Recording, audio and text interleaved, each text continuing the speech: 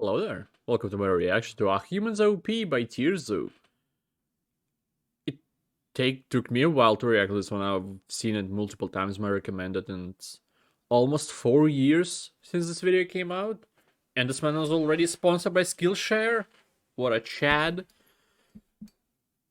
That's all I have to say. In my opinion, humans are definitely not OP. The only thing we have is the intellect, and a lot of humans are lacking it entirely.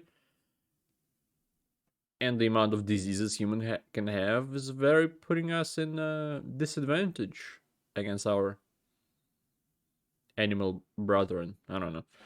Anyway, let's watch more scientific view on this. Like, comment, subscribe, become a member, whatever. Let's begin. This episode was sponsored by Skillshare.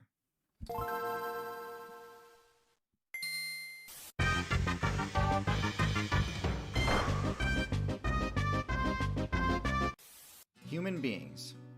Are they as overpowered as the game's community would lead you to believe? Short answer, yeah. They're the most meta-defining build of all time, and the undisputed top build in the current expansion. But believe it or not, this wasn't always the case. Humans used to get bodied left and right on a daily basis by other players. And it took a pretty long time before the player base learned how to actually make use of the human build's unique abilities. The story of the humans' rise to dominance is a really interesting one. And so today, we're going to do an in-depth look at the humans' abilities, their strengths, and their weaknesses. Because yes, they do have weaknesses. Yes. We'll also go over notable matchups, and finally look at the steps human players took in order to reach their dominant status. First, their unique abilities. I touched on this topic in my video about primates, but I'll recap here and also go into more detail. Damn, primates was 6 months ago for this Other time. builds can throw things, but humans can do so harder, faster, and further than anyone else. The reason for this is their body structure. Bipedal builds are tough to balance, both in the game development sense and the center of mass sense. Throwing an item with any real force behind it requires serious balance, achieved only by having shorter arms and longer legs. This is why humans can launch projectiles at deadly speeds, whereas other primates kinda just lob things without putting much effort into it. If they tried to, they would knock themselves over. Even if chimpanzees could figure out how to craft a spear, there's no way they could throw it hard enough to deal any significant damage. Next, their stamina regeneration. Humans can chase down anything. You try to run from a human, you might outspeed them initially, but you'll run out of stamina much sooner than they will, and they'll catch up to you while you're in your weakened state. Not me. This is partially because of their superior balance again, but mostly it's because of the human build's unique choice to not spec into fur. This gives them access to the extremely broken ability Sweat. Every other current build that's decent at distance running recharges stamina by using the move Pant. This works great, but it does require the user to stop running. Sweat, on the other hand, works better while moving, massively extending the distance a human player can run.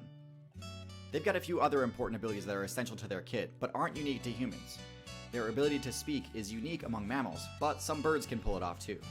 In humans, the ability to speak allows them to use one of their signature moves, Teach, which drastically boosts skill point gain, mitigating the main penalty a player receives upon getting a game over. Humans and birds also share another unique trait, which is being able to stand upright. Standing upright is extremely useful for dealing with stealth builds that might normally be using tall grass to hide. Tool use also might be thought of as a human-exclusive move, and it certainly is the most effective to humans, but it turns out a pretty wide array of other builds can also do it. Birds, primates, cephalopods, and even fish can use tools on occasion, but sweating and throwing, uniquely human. Now onto their weaknesses. And yes, it's true that currently most human players can subvert these with their crafting skill. But it's important to recognize that without equipment, the human build isn't necessarily unstoppable. The decision to not have fur granted humans a massive buff to mobility I think by itself, humans are not OP, but with the things that human can make, they become OP. The cost of stealth. In the mammal faction, fur is a prerequisite to all the major stealth abilities like camouflage, and lack of stealth abilities means getting in close on their targets is a serious challenge. The human build's lack of fur also means they have very low defense, both from physical attacks and from environmental effects. Bare skin offers almost zero armor, to the point where even players from lower weight classes have no trouble dealing damage to humans. And bare skin also takes quite a bit of damage from the sun too. Humans are also pretty limited when it comes to the power with me, stat. I have Physically, they're the weakest of the great apes, and don't really have any good options for dealing damage. They lack the classic high damage bite attack that nearly every other non-herbivorous build relies on. instead having to resort to blunt attacks like punch and kick, which we all know aren't very effective against builds that have thick fur or skin. The last major weakness I can see is that they're pretty bad at dealing with stealth. The lack of night vision means darkness can really hamper their ability to locate targets, and their lack of a strong sense of smell means camouflage is especially useful against them.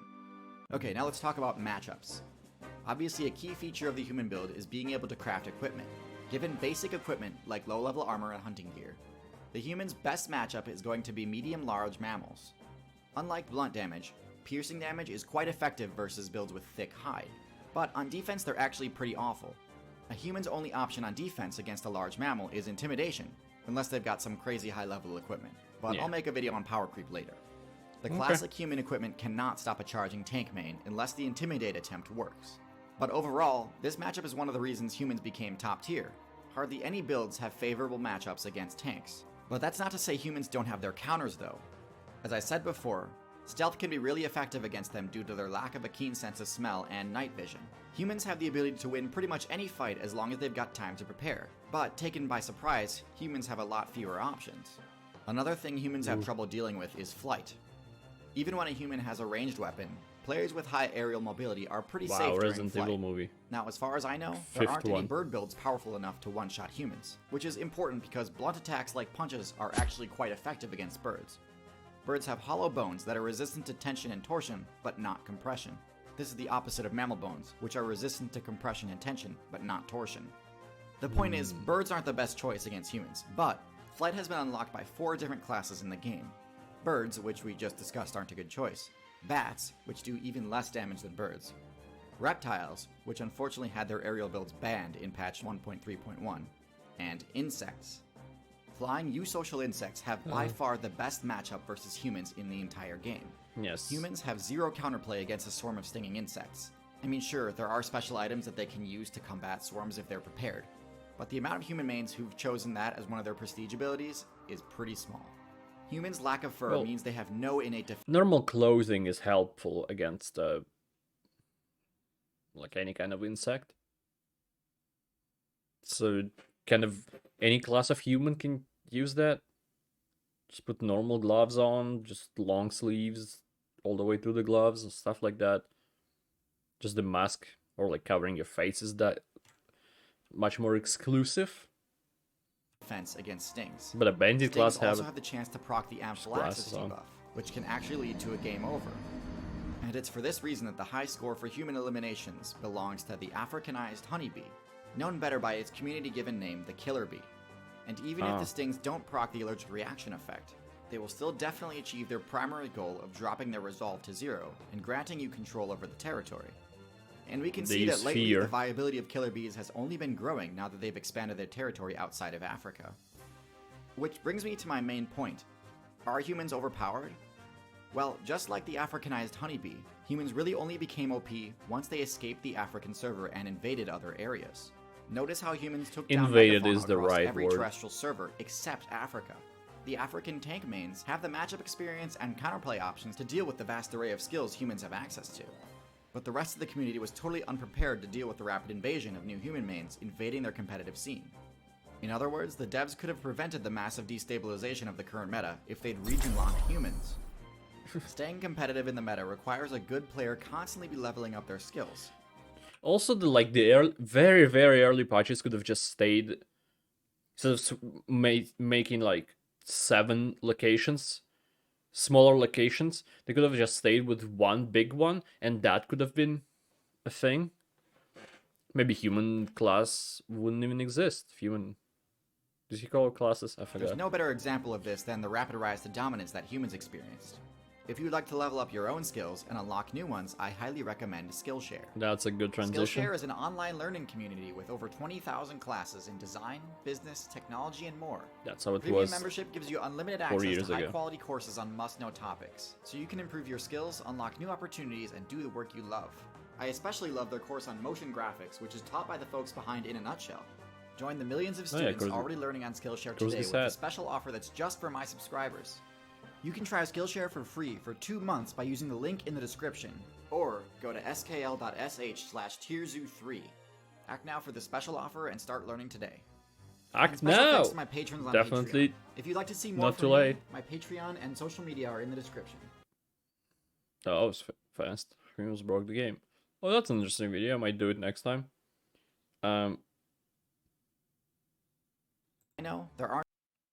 But yeah.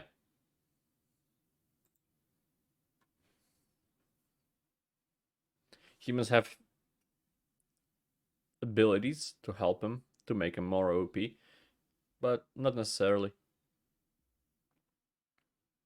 I don't know what else to say. This covered everything I wanted. The style of the video didn't, like, of Tirzu videos didn't really change in 4 years. Maybe it was going more into detail nowadays than it was at this time, at 4 years ago, but it's still pretty much the same. He just upgrades his own formula a little bit over time, just putting more effort into the videos.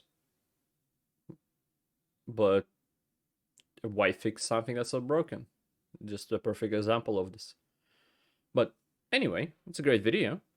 Fucking loved it, and got another more Tirzu, of course, because I love the videos, and a lot of people watch me loving the videos. So thank you for that, and thank you for watching.